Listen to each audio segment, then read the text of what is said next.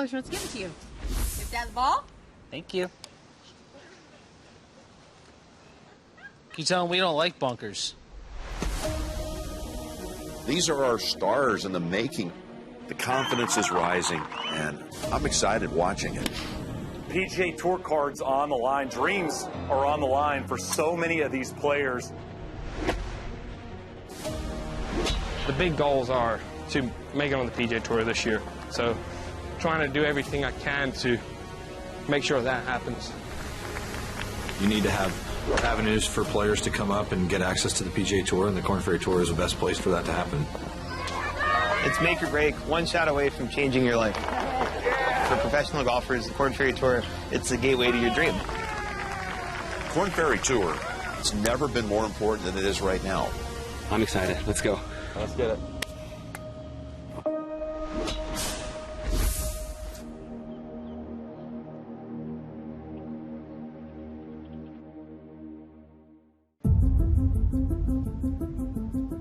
It's now or never. This is the most important part of the season where one shot could cost you your PGA Tour card, one swing could cost you Korn Ferry Tour status for next year.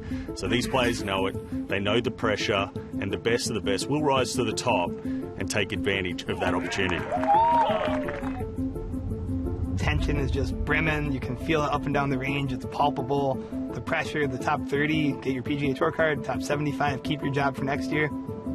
Congratulations on becoming tour bound and securing your PGA Tour card for the 2025 season. Sincerely, Jay Monahan.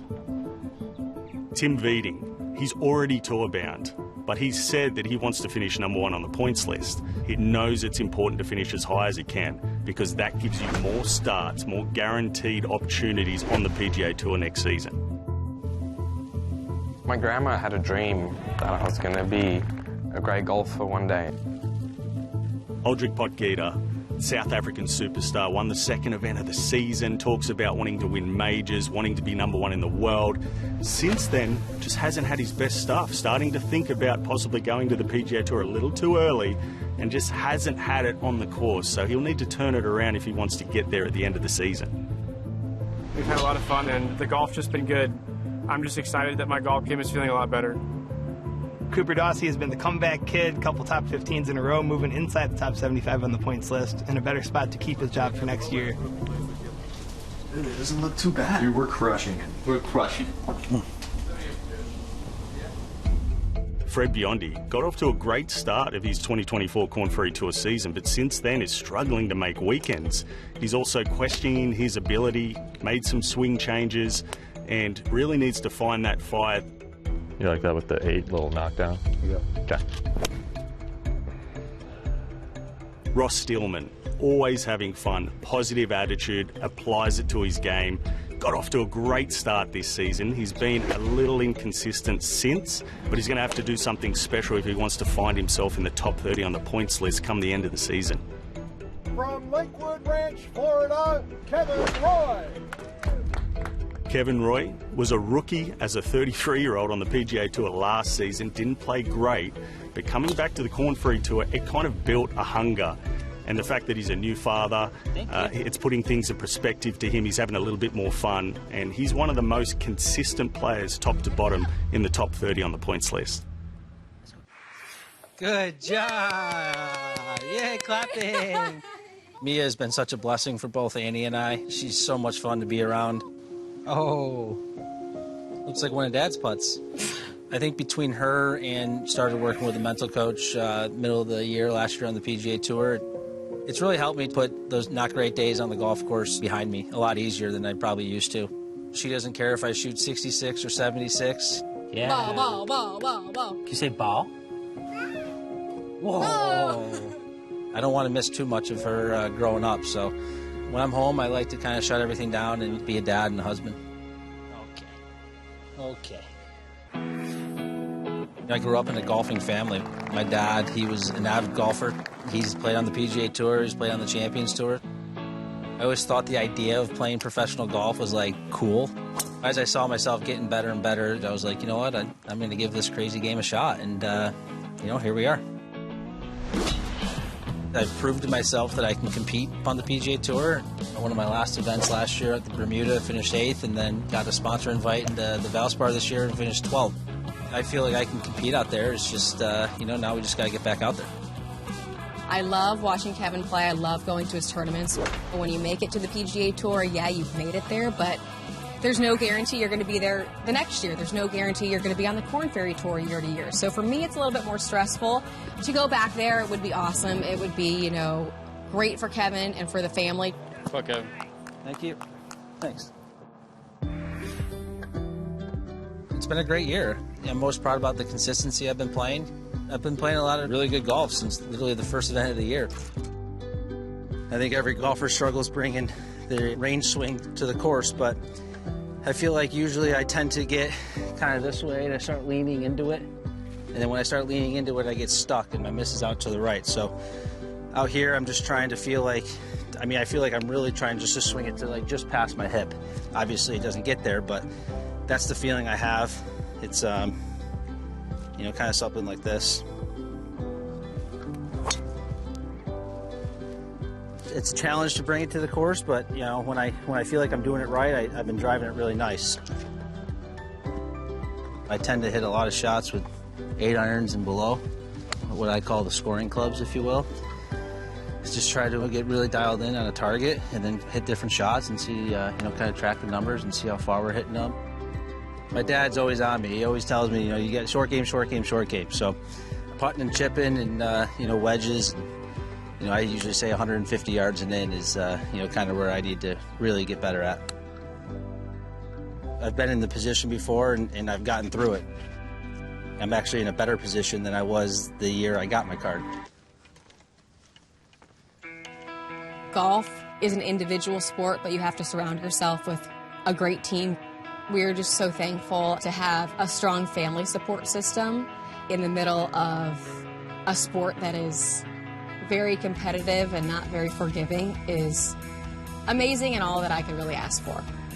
Yeah, this is Mia Roy. She's almost 10 months old, and as you can tell, she's very happy right now. Off the course, it's to have more fun. It's on and off the course. Just try to enjoy every moment of this crazy journey we're on.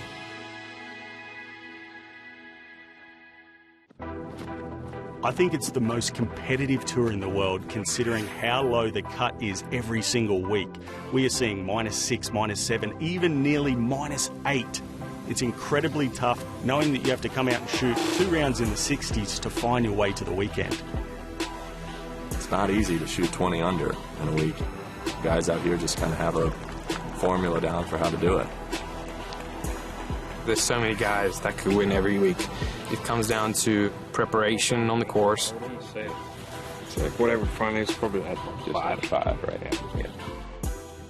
You'll see the best of the best rise above that mentality, and some crumble, and that's just how competitive it is on the Korn Ferry Tour. And this puts them outside the cut line. Most of the guys out here play really good golf. There's going to be a lot of birdie looks. Oh, what a roll. And to get inside the cut line. Guys can go pretty low, and as we all saw this year, a lot of really, really low numbers. This is a defining moment when you know you have to make so many birdies under complete pressure, extreme focus, and keep going. It's an elite group of guys that play out here. Everybody's very talented, everybody's very good. The players on this tour are so good, so competitive. The toughest courses are on the horizon. The players that have put in the work mentally and physically will be the ones to succeed at the end. What a funny game this is. It takes us all across the country, across the world, shows us a bunch of different things that you would never see growing up, and it's really cool. The Ascendant at TPC Colorado. Now, this place is an absolute beast. Over 8,000 yards. It has the longest par 5 on PGA Tour sanctioned events. So these players know it's a difficult course and just a great place to play golf. This is my favorite event last year. It's a good vibe being here, the atmosphere and the view, so it's just hard to not feel well. I love the course. It's a beautiful area. With the elevation, ball's definitely going to fly a little bit further, maybe 13 or 14%. It's hard to judge. The higher you hit the ball, the further it's going to go with more spin. If you're not physically, mentally prepared, it's going to be a tough place to compete. However you play, it's just nice to look around and just put a smile on your face. Can't miss this one. Kevin Roy got off to a great start. 5 under in the first round, even par in the second, made the weekend, and then shot -8 to close and finish in 25th place. Tim Veeding was looking for that 3-win promotion at the Ascendant. He played well and finished in a tie for 13th at 14 under par. Cooper Dussey, after missing 3 cuts in a row, coming into the Ascendant in Colorado, he had a great weekend. Fantastic 67-67 to get himself into the top 15, and he really turned that momentum around. Aldrich Potgieter shot -3 in the first round. He was right there, didn't play well in the second round, failing to make another weekend. Fred Biondi shot even on Thursday, but his struggles kind of continued considering he shot 5 over on Friday, missing another cut alongside Ross Stillman, who also didn't have his best week. In these situations, it's heartbreaking, knowing that you're just so close to making a weekend, you can't get there, having to go practice, mentally prepare, get ready for the next week, knowing that you could just be one shot away from creating something special. It's very difficult, and it's a tough mindset for these players to be in. Tim Veeding sits atop of the standings, with Kevin Roy and Aldrich Potgieter sitting comfortably in the top 30. Ross Stillman and Cooper Dussey are on the outside looking in, and Fred Biondi has a bit of work left still to do.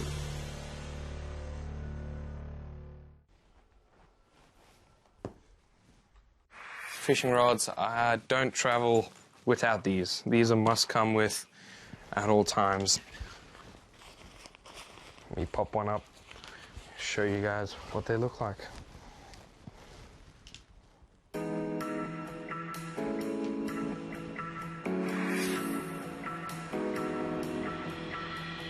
Love to do stuff with my dad and explore a little bit, not sit in the hotel, do some outdoor activities, and love to go fishing.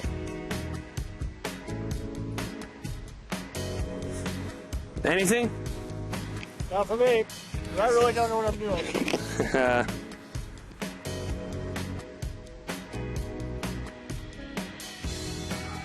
We'll put up a worm for now.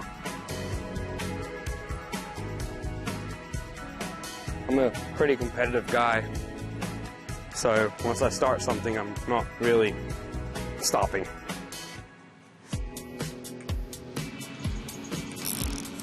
Here we go. That was pretty quick. Now the hardest thing is not to get hooked, because I still need to play golf. Pretty small one, but yeah, it'll do. I like the peace and quiet and just enjoying the fresh air. Oh yeah.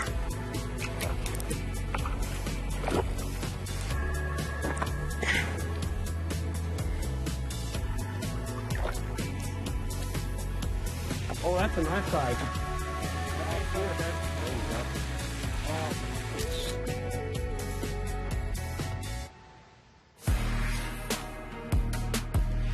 The Price Cutter Charity Championship, Highland Springs Country Club, beautiful course, great condition, have to drive it very well here and have to putt it great considering the greens are perfect. Now they're going to have to go low.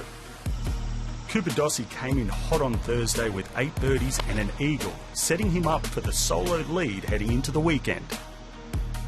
I've dealt with some problems all year on the greens, and I found a putter that works for me. And I feel like I've been playing well all year and just haven't got a round like this to start a tournament. And it's nice to have this in the first round versus the last round when you're just T35. I'm super comfortable out there now, and it's a weight off my shoulders and in my mind, and so I was hooping a lot. So it was a good day. I had a couple loose tee shots, but other than that, everything was right in front of me, and I felt super in control. Despite shooting a 69 on Thursday, Ross Steelman came up short and missed the cut on Friday, shooting a 73. As did Fred Biondi, who headed back to the range on Saturday to work on his game. He really needs to find that fire that he had around about a year ago after winning the NCAA individual title. If he really wants to turn this season around, just get comfortable, believe in his ability, and the results will come. Kevin Roy's focus on his short game paid off. With a solid start to the week, he shot 67 and 69. But a slow Sunday round of 72 bumped him down the leaderboard. After earning his PGA Tour card, Tim Vitting brought his best to Missouri with a top 10 finish. Cooper Dossi finished in 15th place over the weekend. It was the 6th time he'd made it into the top 25. If I can just stay patient, calm, and smiling, then I play good golf, and that's really hard because golf's really frustrating, but I feel like I'm doing a good job of that, and it's always going to be hard for me, but it's getting closer. After playing in Missouri, the players head to Illinois for the NV5 Invitational. But no, Corona. Just ready to get a little feisty today. The chase continues at the NV5 Invitational, the Glen Club, beautiful golf course that you have to go low at. Last season, -8 was nearly the cut. You have to hit your wedges good and make a lot of putts. I just missed a 1.5 putt. Dude, you're a good player. So I feel like I was playing really good golf and still missing the cut. He's been on the road for almost 7 weeks straight without being home, and I just keep telling him to trust in the process, believe in himself. If he makes the cut, that'll definitely be a deep breath.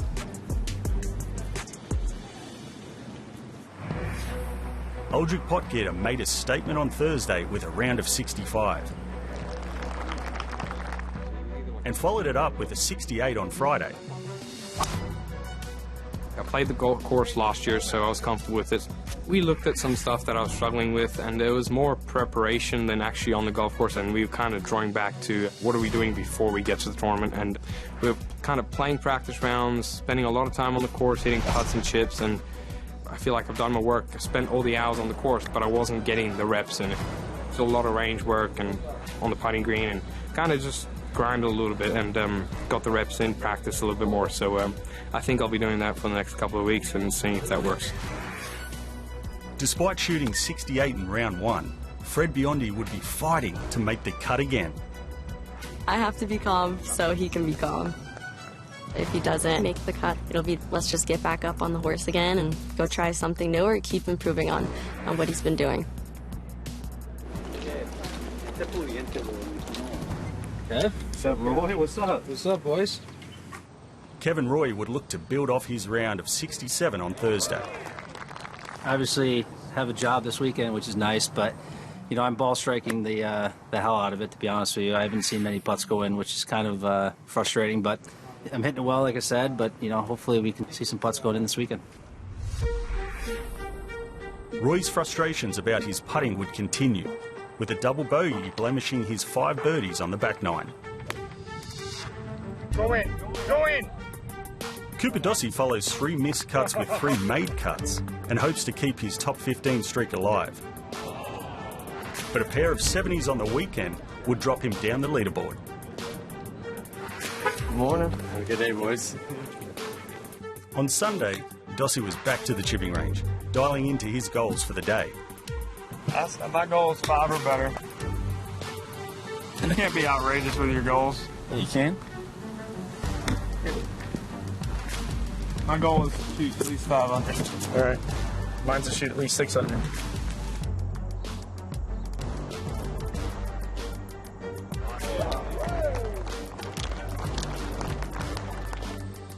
A pretty boring day, to be honest with you. Kind of the same thing that, you know, the entire week was, you know, hit it pretty good. Gave myself a lot of opportunities, but, couldn't find the bottom of the hole. But, that's golf. It is what it is, and move on to Utah.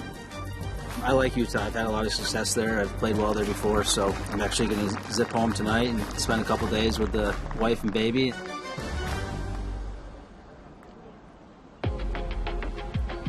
Shot 3 or something like that on the front nine and really wanted to go do some damage on the back nine, and unfortunately missed like a 7-footer on 10 for birdie, and then on 11 hitting the water, and I just didn't take care of everything, but still played really good golf, and looking forward to the next couple of weeks coming.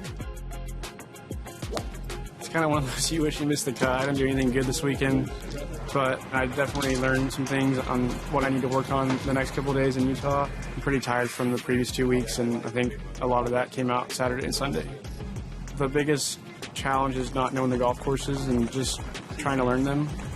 I've been playing golf for my whole life, and if you don't know how to learn a golf course, then you probably shouldn't be doing it. And these aren't too difficult of golf courses, so that definitely makes it a lot easier. Tim Vitting looks to move back to the top of the standings list heading into Utah.